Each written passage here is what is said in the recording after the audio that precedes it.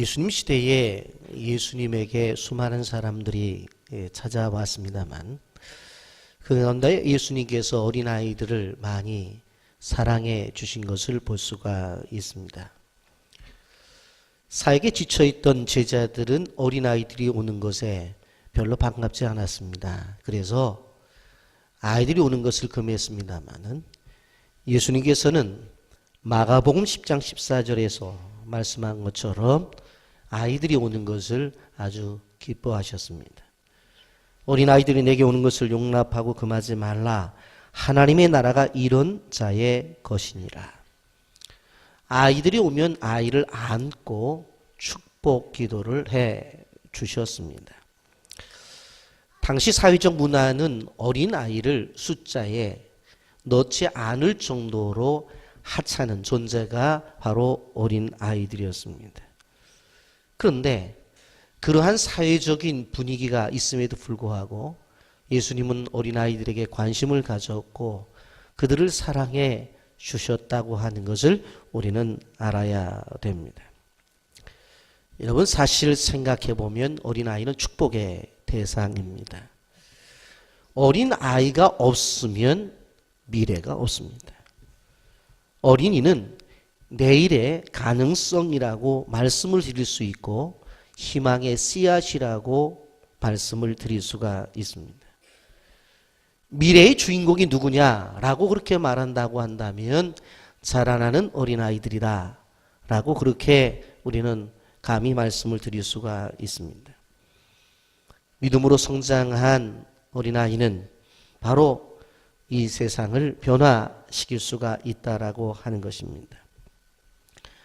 여러분, 지금은 어른이지만 우리도 어린 시절을 통과했습니다. 아이 때가 있었다라고 하는 것입니다. 그리고 부모님들은 아이를 키워본 경험이 다 있으셨을 것입니다. 오늘 우리가 어린이 주일을 맞이하여 이 어린이들을 어떻게 이해하고 이들을 어떻게 생각하고 어떻게 대우해야 될 것인가 좀 생각을 해보고자 합니다. 사실 어린이라고 한다고 한다면 초등학교 과정까지를 우리는 어린아이다 그렇게 말을 하지만 가정들마다 이제 아이들이 다 큰 가정이 있기에 이제 아이에 대한 범위를 넘어서 설교를 진행하려고 합니다. 그런데 나이가 많은 그러한 자녀들도 부모님이 볼 때는 아이입니다. 서른을 넘긴 자녀들을 본 부모가 이야기하는 것을 들었습니다. 아니, 우리 애는 30이 넘었는데 애가 결혼할 생각을 안 한다고. 근데 30이 넘었어요. 자기는 다 컸다고 생각해요. 그런데 엄마는 뭐라고 말해요? 우리 애는 30이 넘었는데도 결혼할 생각을 안 한다. 애라고 이렇게 표현을 하는 것을 보게 되어집니다. 그래서 사실 어린이 주일이라고 하지만 좀 더 폭넓게 생각한다면 자녀 주일이요. 더 나아가서는 다음 세대 주일이다. 이렇게 표현하는 것이 더 현대적 의미로 맞다 하는 생각을 가지게 됩니다. 사실 이 어린이 주일에 아이들을 위해서 자꾸 밖으로 데리고 나가는데 사실 진정한 이 어린이 주일의 의미는 아이들을 데리고 교회에 나와서 함께 예배를 드리는 것이 더 큰 의미가 있다. 그런 생각을 우리가 가지게 됩니다. 오늘 우리가 살아가는 사회를 바라보게 되어지면 어린아이들이 신앙생활을 하기가 점점 힘들어지고 있다라고 하는 생각을 가지게 됩니다. 문화가 발달되면서 아이들의 눈과 귀를 사로잡는 재미있고 즐거운 것들이 너무나 많이 있습니다. 휴대폰을 통해서 영상을 보죠. 그리고 인터넷을 통해서 많은 것들을 이들이 보게 되는 것을 우리는 봅니다. 이러한 문화적인 분위기 속에서 그들을 하나님의 사람으로 키워낼 수 있다면 그것이야말로 단순한 가정의 아이를 키우는 것이 아니라 사역이라고 이렇게 말씀을 드릴 수 있습니다. 오늘 우리는 출애굽을 배경으로 한 말씀을 우리가 묵상합니다. 여러분, 출애굽기 1장에 보게 되어지면 요셉을 통해서 애굽에 이주한 백성들이 학대를 받고 노예로 전락을 하게 되어집니다. 그런데 매우 신기한 일이 벌어집니다. 그들이 학대를 받으면 받을수록 더 번식했다라고 말씀하고 있습니다. 여러분, 하나님이 하나님의 백성들을 돌보실 때 그렇습니다. 환경은 학대받는 환경인데 번성해지는 역사가 일어납니다. 환경을 초월하는 역사라고 하는 것입니다. 여러분, 오늘날 우리가 살아가는 사회, 세상이 살기 힘들다, 먹고 살기 힘들다, 어떤 사람들은 죽겠다고 아우성을 칩니다. 그러나 우리는 기억해야 될 것이 무엇입니까? 하나님의 백성들은 다른 점이 있다고 하는 것을 우리는 기억해야 됩니다. 그것이 바로 하나님의 자녀들이 가지고 있는 믿음입니다.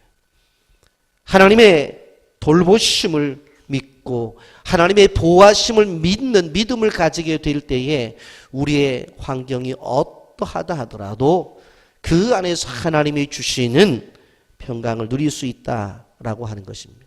여러분, 오늘 출애굽기 1장 11절과 12절을 다 같이 함께 읽어봅니다. 시작.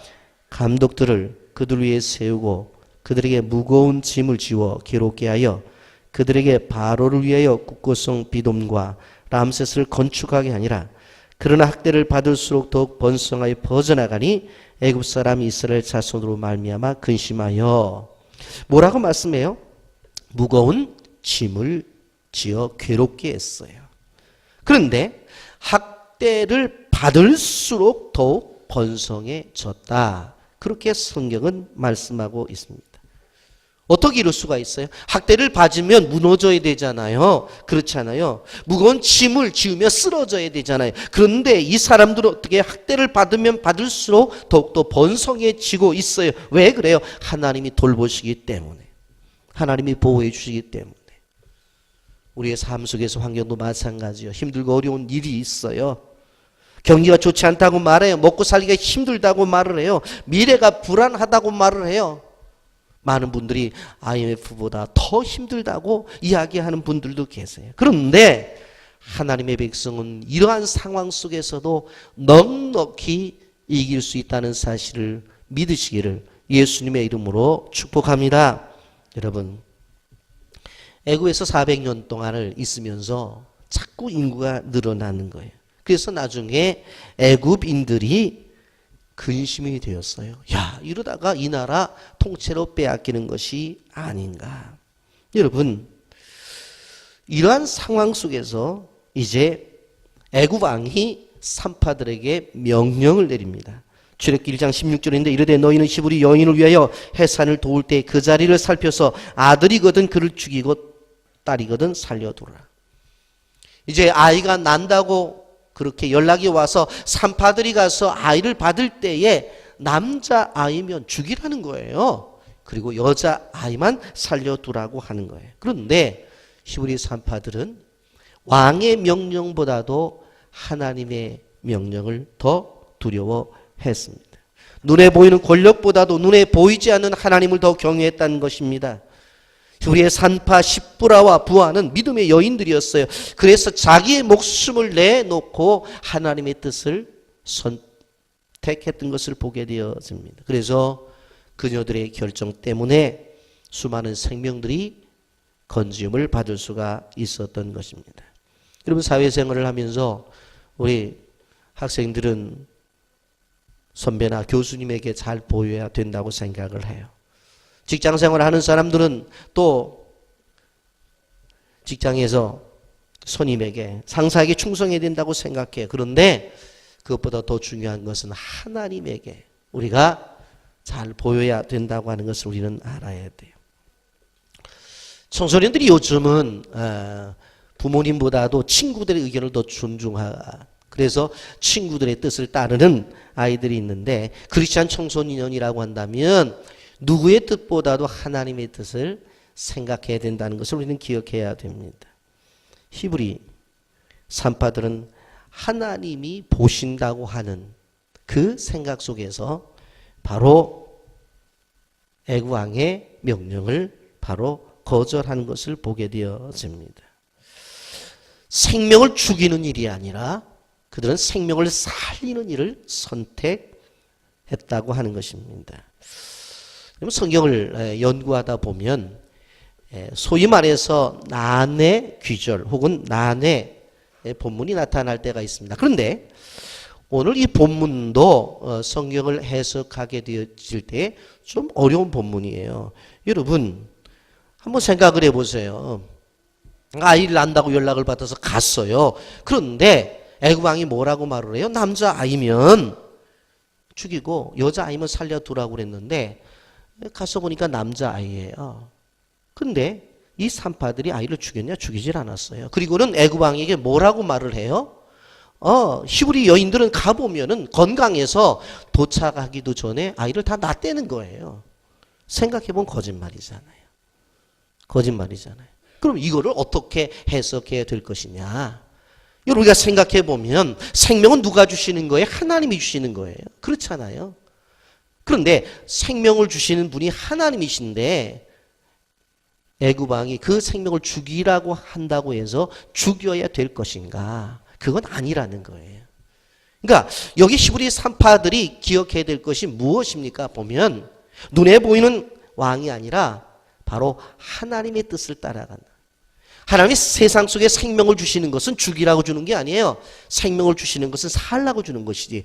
그러니까 결국 이 여인들은 누구의 뜻을 따른 거예요? 하나님의 뜻을 따르는 거예요. 단순하게 이 사람들이 거짓말장이다 이렇게 말하면 안 돼요. 또 한 가지 예를 든다고 한다면 여호수아 2장에 보면 라합의 사건이에요. 여러분 바로 모세가 이제 가나안을 들어가기 위해서 정탐꾼들을 보낸단 말이에요. 그랬는데 정탐꾼이 왔다는 이야기를 듣고 이제 군사들이 와요. 그때 누구 집에 숨어 들어가요? 라합 집에 숨어 들어간단 말이에요. 근데 라합이 뭐라고 말을 하냐면 군사들한테 뭐라고 말해요? 그 사람들 저쪽으로 갔다고. 빨리 쫓아가라고. 그리고 자기가 바로 3대에 숨겨두고서 나중에 다른 길로 피신해 주잖아요. 거짓말쟁이잖아요. 거짓말했잖아요.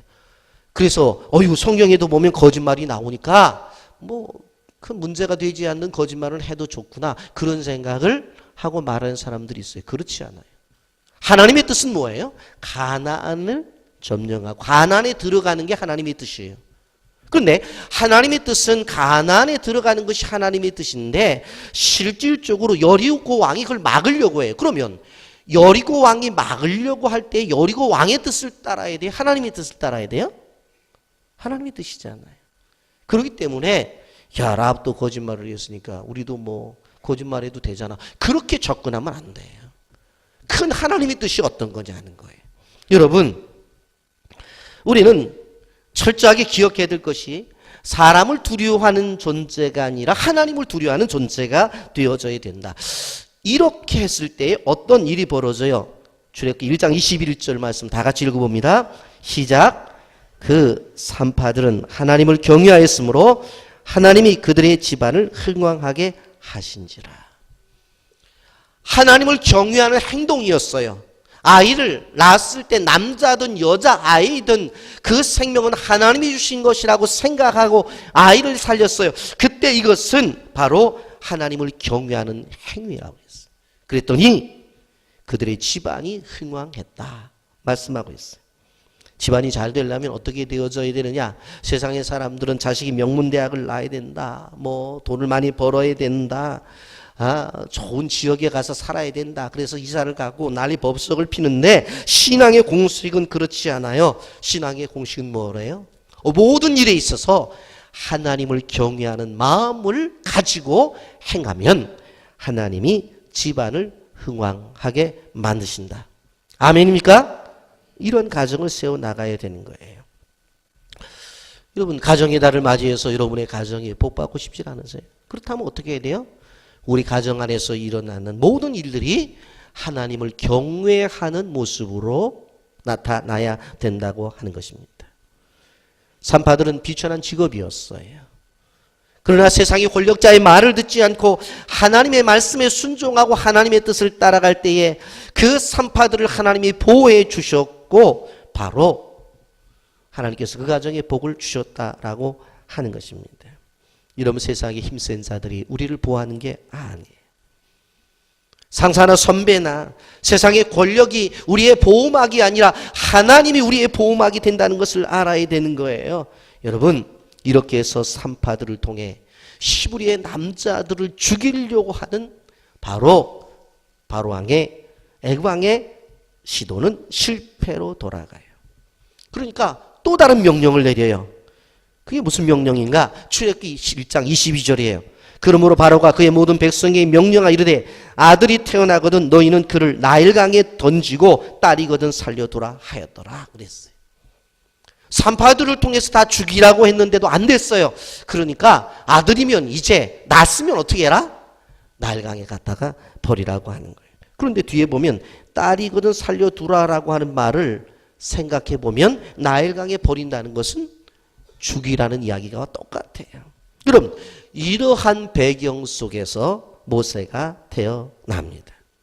그런데 이러한 배경 속에서 모세가 태어났는데 어떻게 건지움을 받는가? 그리고 그 건지움 속에서 얼마나 큰 하나님의 은혜가 임했는가 하는 말씀, 우리가 영상 하나를 보고 말씀을 계속하겠습니다. 임신 4개월 말경에 초음파 검진을 통해서 아이의 머리 뒤쪽 부분에 뼈가 형성이 되지 않는 부분으로 안에 들어 있어야 할 뇌가 밖으로 다 쏟아져 나와서 살 수 없다는 진단을 받았었습니다. 그래서 시간이 돼서 수술실로 데리고 가려고 들어오는 순간에 아이의 태동을 느꼈어요. 의학적으로는 1%의 희망도 없다는 얘기를 했어요. 그래서 저희 남편이 그러면 이 아이가 수술을 해서 산다고 하면은 그것은 의학이 한 일이 아니라 신이 하실 일이겠네요 라고 하니까 맞다고 얘기를 해서 그럼 우리는 기도할 테니까 선생님들은 최선을 다해서 수술을 해주세요 라고 해서 태어난 지 3일째 되는 날 밖으로 나온 뇌를 모두 절단하는 수술을 했어요. 그리고 나서 의사분께서 말씀하시기를 대뇌의 70%, 소뇌의 90% 이상을 절단을 해서 이제 이 아이는 보지도 못하고 듣지도 말하지도 걷지도 못하며 온몸의 장애가 너무 극심해서 얼마 살 수 없을 거라는 이야기를 했어요. 하루만이라도 내 품에서 아이에게 우유를 먹이고 싶은 마음에 퇴원을 시켰어요. 그리고 집에 데리고 와서 본 아이는 정말 사람의 모양이 아닌 너무나도 말라서 그냥 숨을 쉬고 있다는 그 자체가 바로 기적이었어요. 그런 아이를 보면서 그래 어떠한 모습이라도 좋으니까 그냥 내 곁에 살아서만 있어 다오 이렇게 기도하면서 있었는데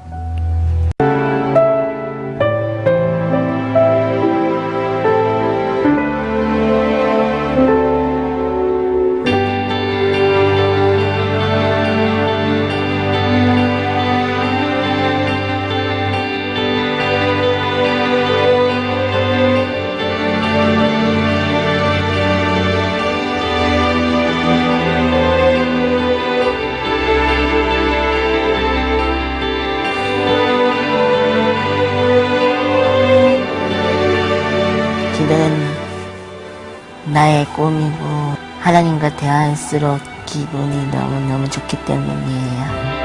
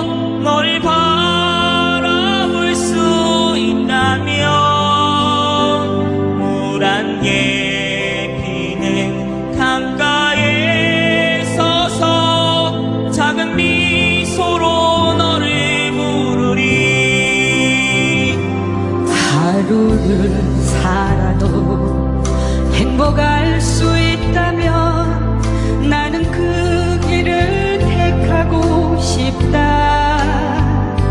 세상이 우리를 힘들게 하여도 우리 둘은 워낙 모태신앙이셨나요? 아니면?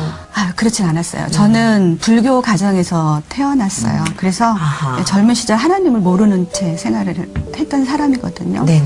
결혼을 하면서 이제 기독교 집안에 아하. 시집을 오게 됐던 네네. 거죠. 그리고 제가 하나님을 개인적으로 만난 것은 이제 저희 시어머님. 네. 어머님은 지금 생각해보면 예수님의 그 사랑을 몸소 실천하고 계셨던 분이셨어요. 아. 그래서 어머님의 모습 속에서 저도 어머님이 섬기는 그분은 과연 어떤 분인가가 궁금하게 되었고, 그래서 제가 이제 교회를 나가게 됐고 하나님을 만나게 됐죠. 제가 3일 만에 뇌를 절단을 했잖아요. 근데 며칠 후에 호흡곤란이 찾아왔어요. 근데 병원 측에서는 이제 마지막 순간이 온 것이라는 얘기를 했어요. 그 아이가 이 등하고 이 백가죽이 들러붙을 정도로 호흡곤란이 왔을 때 병원 측에서는 마지막 순간이 온 것이다라고 얘기했을 때 어머님이 그 모습을 봤거든요. 그때 저희 어머님은 저희 남편하고 평소에 자주 다니던 산으로 달려가셨고요. 그 산 벼랑에서 벼랑을 구르시면서 어머님이 기도를 하셨어요. 그 1시간 동안 정말 그 벼랑을 구르면서 흑투성이가 되시는 그 모습으로 하나님의 응답을 없이는 돌아가지 않겠나노라고 막 기도를 하셨을 때 계속해서 기도하라는 응답을 저희 어머님이 받으시고요.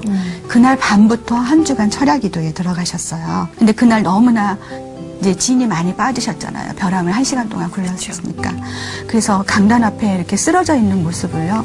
또 저희 늦은 시간에 이제 기도하러 나오시던 목사님께서 그 모습을 보시고 전 교인한테 휴가 반납 하라는 명령을 내리시면서 온 교회가 함께 깨어서 기도회에 들어갔어요. 특별 기도회를. 그러니까 하루에 아침과 저녁 이렇게 2번에 걸쳐서 모세를 위한 기도회가 들어갔거든요. 근데 어머님이 그때 당신의 거처를 교회로 옮기셨어요. 그래서 저희 목사님이 교회 교육관 한 켠을 내주셨는데 지금 24년이죠. 올해 모세가 24살인데 지금까지도 교회에서 홀로 계시면서 기도하고 계세요. 세상에.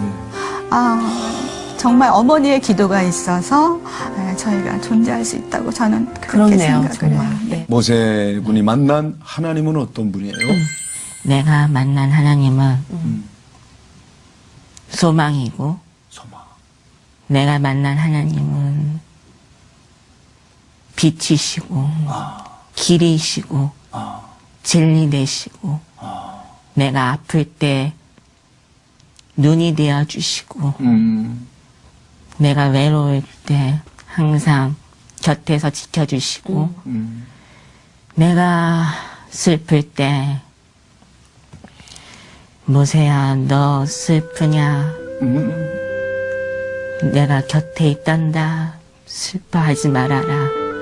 옆에서 너를 지켜보고 있는 내가 위로해주겠다. 라고 조용히 말씀해 주시는 하나님이 계신. 모세군의 영상을 우리가 보았는데 반복해서 보아도 우리가 은혜가 되어지는 그러한 내용입니다. 사실 죽어야 했지만 죽지 않고 하나님의 가운데 살아서 장애우 올림픽에 애국가를 부르는 아이로 이렇게 세워졌던 것을 보게 되어지면 이것이야말로 하나님의 은혜라고 생각이 되어집니다. 우리 성경 속에서 죽어야 했는데 죽지 않은 은혜받은 아이에 대해서 우리가 생각을 해보고 있습니다. 모세는 레위 지파에서 태어났습니다. 사실 레위 지파는 믿음이 좋은 지파인 것을 우리는 알 수가 있습니다.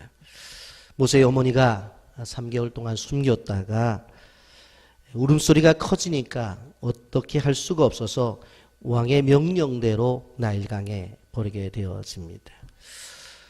그 아이를 그대로 버리게 되면 익사할 수밖에 없기 때문에 그 아이를 위해서 조그만 바구니를 준비합니다. 그리고 안에 역청과 그리고 나무진을 발라서 물이 들어오지 않게끔 하고 바로 아이를 갈대 상자에 담아서 바로 그 갈대 사이에 갖다 놓습니다. 그리고는 그 누나에게 좀 살펴보라고 이야기를 합니다.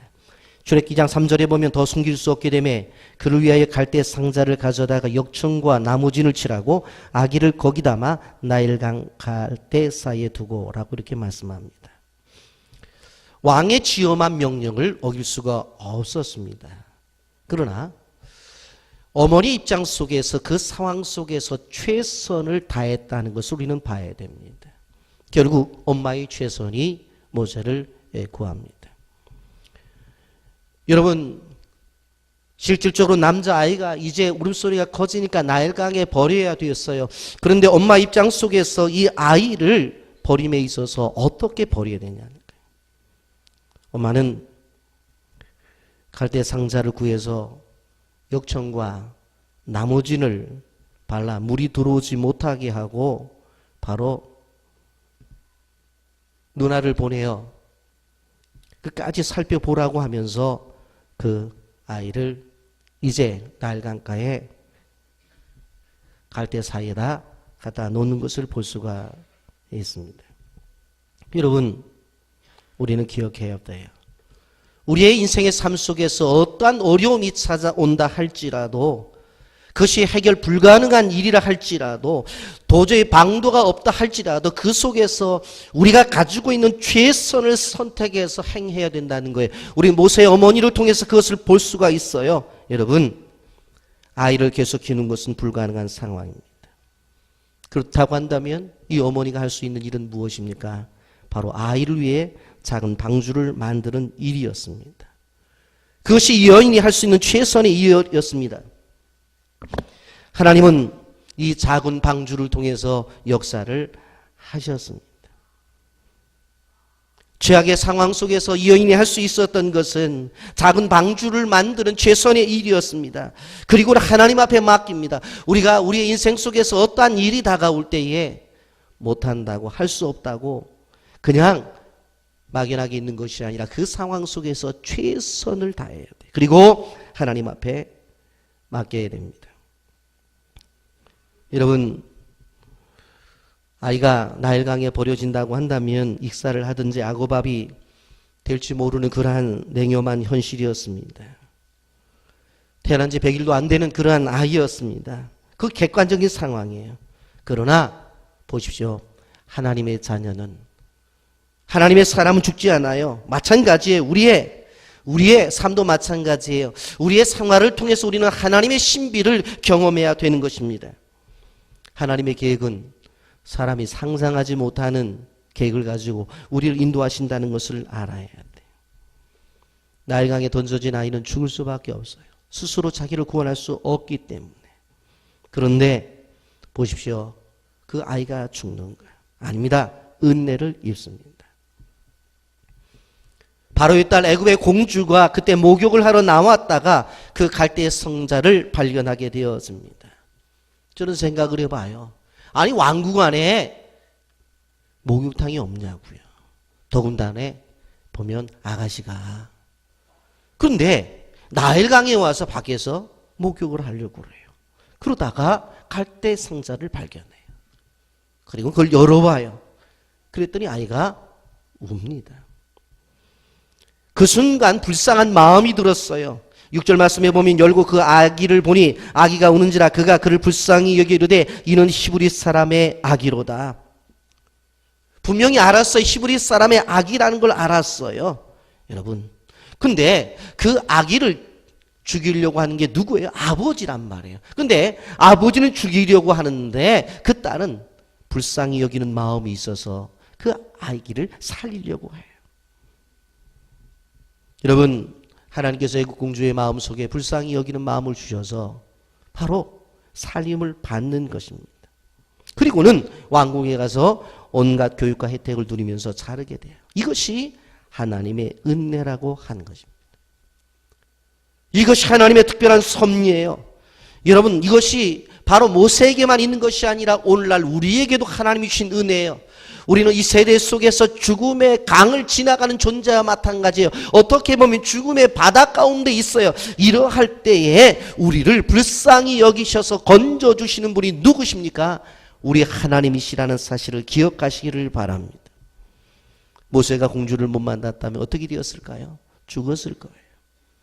우리가 우리의 인생 속에서 예수 그리스도를 만나지 못했더라면 어떻게 되었을까요? 죄악 중에 죽었을 거예요. 그런데 우리의 인생 속에서 예수 그리스도를 만남으로 말미암아 구원을 얻게 되어진 것입니다.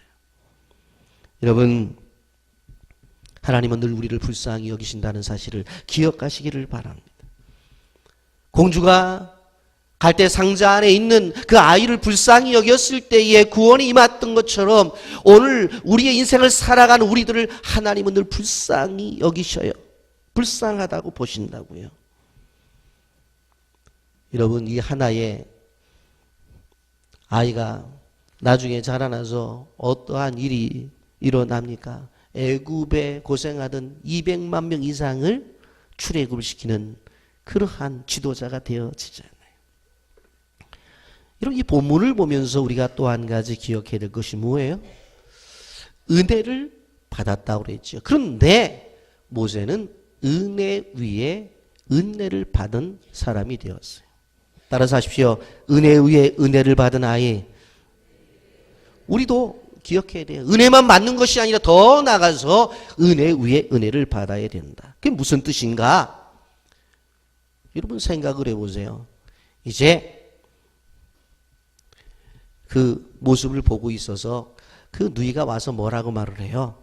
아니, 이 아이를 키울 수 있는 사람이 필요하지 않냐고. 그랬더니 공주가 뭐 자기가 아가씨인데 어떻게 그 아이를 키우겠어요? 젖도 안 나오는데. 그러니까 필요하다고. 내가 한 사람 소개해 주겠다고.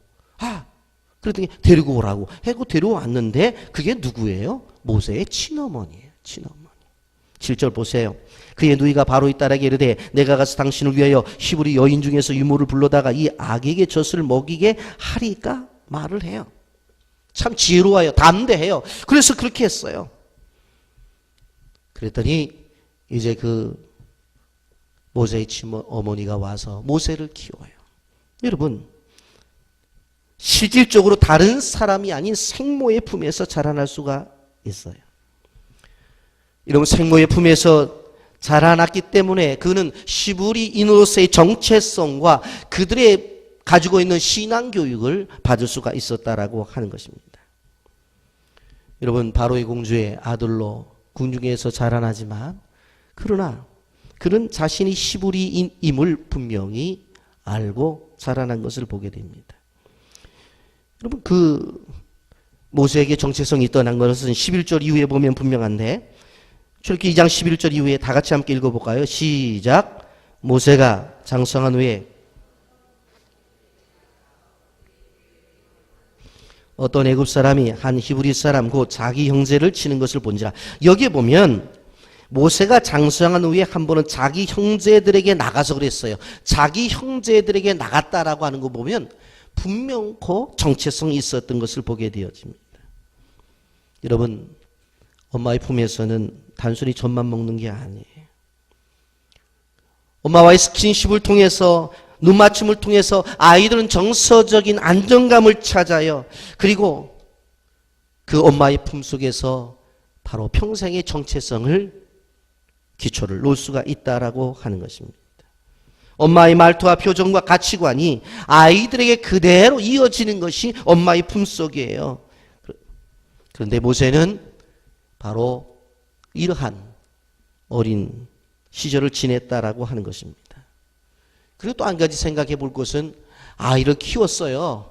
그러니까 바로의 공주가 월급을 줬을 것 같아요? 안 줬을 것 같아요? 월급 줬겠죠. 그러니까 자기 아이 키우면서 그리고 바로의 공주로부터 월급도 받고 얼마나 큰 축복이에요. 이게 뭐예요? 은혜 위에 은혜다. 은혜 위에 은혜다. 여러분, 모세는 건짐을 받았고 더 나아가서 생모의 사랑을 듬뿍 받으면서 자라날 수 있었기 때문에 은혜 위에 은혜를 받았다고 볼 수가 있습니다. 요즘 자녀를 낳아서 길에 버리는 그런 부모들도 있고 피치 못할 이유로 자녀들을 고아원에 맡기는 부모들도 많습니다. 그런데 부모 밑에서 자녀들이 자라날 수 있다고 하는 것이 이것이 하나님의 복인 줄 알아야 돼요. 여러분 사실은 부모가 부모의 자리에 있는 것만이라도 자녀들이 바라보기에는 부모의 사명을 잘 감당한다는 것을 우리는 기억해야 되는 것입니다. 이런 부모로 산다는 것이 얼마나 무거운 일이라고 하는 것을 자녀들은 잘 몰라요. 그래서 자녀들은 그런 얘기를 해요. 왜 우리 집은 남들처럼 잘 살지 못할까? 남들 가정처럼 왜 자녀들이 원하는 대로 다 해주지 못할까? 왜 내가 하고 싶은 것들을 다 제공하지 못할까? 그렇게 생각하면서 부모를 원망하는 자녀들도 있어요. 그런데 자녀들은 알아야 돼요. 부모의 자리는 생각보다 그렇게 쉬운 자리가 아니에요. 여러분 나중에 자녀들이 결혼을 해서 자녀를 낳아보면 조금 안다고 그래요. 그래서 애기 엄마들이 결혼해서 아이를 낳은 다음에 친정 엄마에게 엄마 고맙다고 표현을 한다고 말을 하죠. 여러분 우리는 부족하다고 생각이 되어져도 부모들은 최선을 다해서 자녀를 양육하고 있다는 사실을 기억해야 돼요. 내일 모레가 어버이날인데 부모님께 감사의 편지를 쓰고 또 같이 식사를 하면서 용돈이라도 드려야 되는 것, 자녀들이 해야 될 일들이라고 하는 것을 우리는 기억해야 되는 것입니다. 여러분 모세를 위해서 부모는 최선을 다해서 했습니다. 그래서 그 모세 청년이 나중에 민족을 사랑하는 그러한 사람으로 성장한 것을 바라볼 수가 있습니다. 그리고는 이 모세가 크게 쓰임받게 된 것을 보게 되어집니다. 어떻게 해서 쓰임받게 되었어요? 신앙의 정체성이 분명했기 때문에. 그것은 어머니로부터 충분한 교육을 받았어요. 여러분 우리가 생각해 봐야 되는 것은 주일날 한번 와서 설교하는 것으로 자녀의 교육이 완전히 된다고 생각해서는 안 돼요. 끊임없이 가정 안에서 말씀으로 양육하는 양육이 필요하다라고 하는 것입니다. 부모는 자녀들을 향해서 신앙의 정체성을 심어줘야 되는 것입니다. 부모의 첫 번째 사명은 다른 것이 아니라 자녀들을 말씀으로 잘 양육하는 것이 부모에게 주신 소명이라는 사실을 알아야 돼요. 말을 안 듣는 자녀들이 있다고 한다면 자녀들이 선교지라고 생각을 하고 그리고 끊임없이 자녀들을 위해서 기도하면서 나가야 된다라고 하는 것입니다. 그러면 하나님이 은혜 위에 은혜를 주십니다. 아멘입니까? 모세 세 번째로 우리가 볼 때는 하나님이 모세에게 비전을 두었던 것을 보게 됩니다. 여러분 10절 말씀 다 같이 볼까요? 시작. 그 아기가 자라매 바로의 딸에게로 데려가니 그가 그의 아들이 되니라. 그가 그의 이름을 모세라 하여 이르되 이는 내가 그를 물에서 건져내었음이라 하더라. 생모의 품에서 자라났다가 이제 공주에게 완전히 입양이 되어져요. 왕가의 혈통을 받게 되었다는 것입니다. 쉽게 말하면 왕이 세습에 서열에 들어갔다는 이야기입니다. 그리고는 이제는 애굽의 특별한 교육을 받게 되어집니다. 여러분 당시 애굽은 학문적으로 문화적으로 세계적인 강국이었어요. 최고의 교육과 학문을 공부할 수 있게 되었다는 이야기입니다. 여러분 여기에 심오한 계획이 있었어요. 하나님 모세에게 특별한 계획을 품고 계셨어요. 모세를 통해서 하나님이 하시려고 하는 일들이 있었다라고 하는 것입니다. 바로 모세를 바라보게 되어지면 모세 속에 하나님의 비전이 있었어요. 단순한 아이가 아니에요. 평범한 아이가 아니에요. 특별한 아이입니다. 하나님이 있으시려고 생각한 아이라고 하는 것입니다. 여러분 이것이 얼마나 큰 은혜라고 하는 것입니다. 여러분 실질적으로 처음엔 이걸 몰랐어요. 그런데 언제 알게 되어집니까? 40년 동안 애국 바로 궁중에 살고 그리고 또 40년 동안 광야에서 있다가 나중에 80세가 되어서 하나님께서 떨기나무 가운데 부르셔서 이스라엘 민족을 이끌고 나오라고 그렇게 말을 하게 되어질 때에 모세는 깨닫게 된 거예요. 아, 나에게 하나님이 특별한 계획이 있었구나. 여러분 사람의 시간표와 하나님의 시간표는 달라요. 사람이 보는 관점과 하나님이 보는 관점이 달라요. 우리가 가정 안에서 자라는 아이들이 아직 어리다고 볼 수 있어요. 어떻게 보면 말썽꾸러기일 수도 있어요. 그런데 지금 우리가 바라보는 눈과 하나님이 바라보는 눈은 다르다는 거예요. 여러분, 모세가 40세가 되어서 자기 동족들을 보러 나갔다가 싸움이 벌어져 갖고 티격태격 하는 것을 보면서 모세가 애굽 사람을 치잖아요. 근데 죽었어요. 근데 대강 쳐서 죽었을 것 같아요?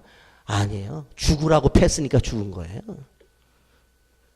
그런데 그 상황을 보면 살인자예요. 세상의 눈으로 보면 살인자예요. 근데 하나님의 시각으로 보면 뭐예요? 그를 40년 동안 광야에서 훈련을 시켜서 이스라엘을 민족을 이끌어내는 구원의 중심에 서게 하나님은 계획을 가지고 계셨던 거예요. 여러분, 하나님의 계획을 우리가 쉽게 판단할 수는 없어요.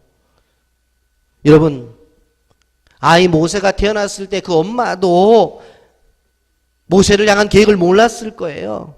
심지어는 바로의 공주도 몰랐을 거예요. 여러분, 이스라엘 민족을 이끌고 나갈 사람 같으면 양아들로 입양을 하겠냐고요? 안 하지. 아무도 몰랐어요. 하나님만이 아셨어요. 하나님은 가까이 보시는 분이 아니라 멀리 보고 계시는 분이에요. 하나님의 비전은 눈앞에 것만 보는 것이 아니라 멀리 보고 계시는 분이에요. 여러분, 아이 모세는 생모가 생각했던 그 이상으로 소중한 존재였어요. 바로의 공주가 생각했던 것보다 더 위대한 존재였어요. 애굽의 왕자보다도 더욱더 귀한 존재로 하나님은 쓰시고자 계획을 세우셨다고 하는 것입니다. 아주 우연처럼 보여지는 사건 속에서 하나님의 비전과 계획은 이루어지고 있어요. 생각을 해보십시오. 히브리인의 아이가 태어났어요.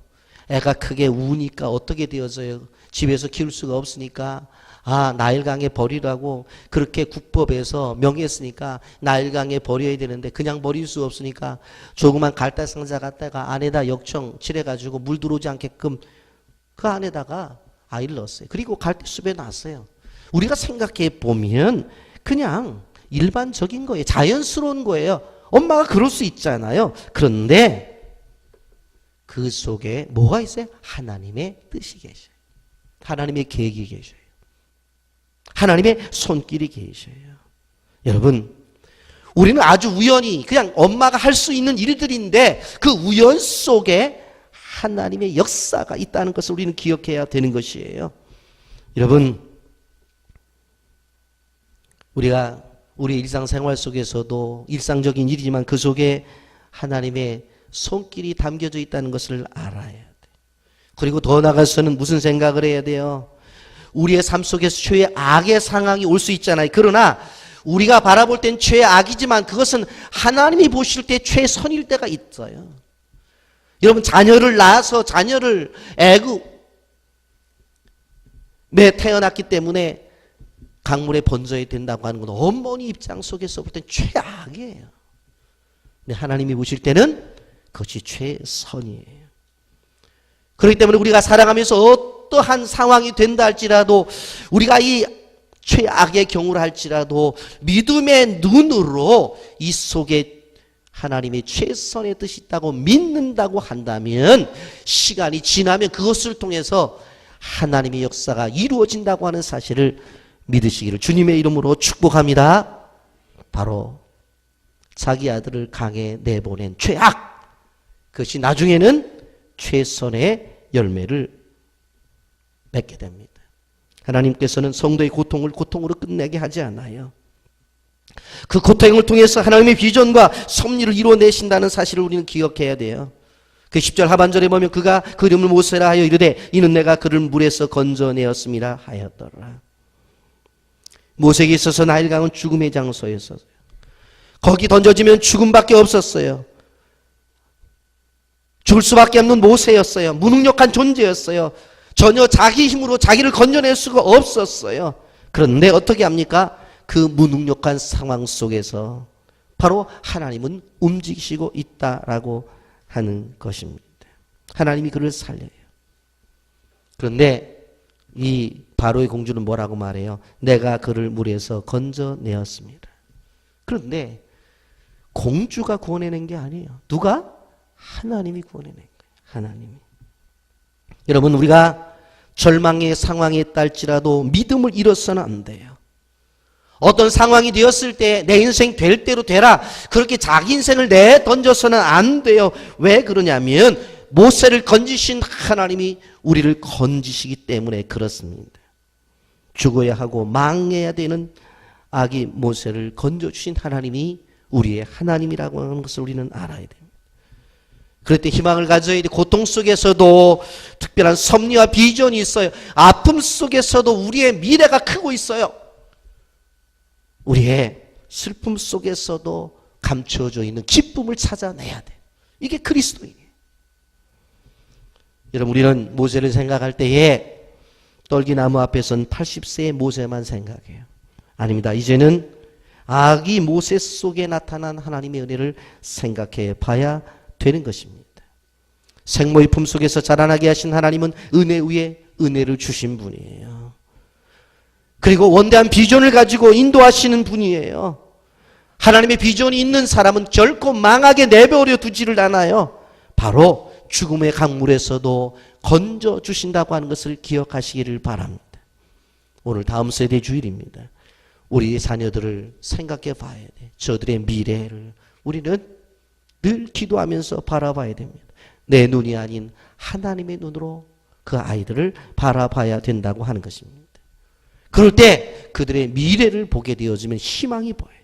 그리고 그 미래를 내다보게 되어질 때에 소망이 우리에게 보인다고 하는 것입니다. 여러분, 하나님만이 우리의 도움자가 된다는 사실을 기억하시길 바랍니다.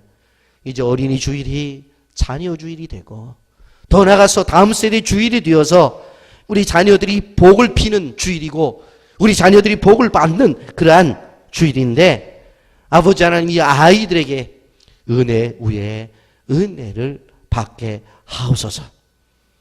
우리 아이들을 향한 하나님의 비전이 이루어지게 하여 주시옵소서.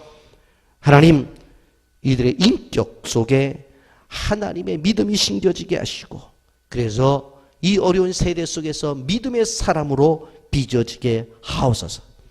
기도하고 양육하는 믿음의 부모님들이 되시기를 예수님의 이름으로 축복합니다. 아멘. 거룩하신 하나님 아버지 은혜와 사랑을 감사합니다.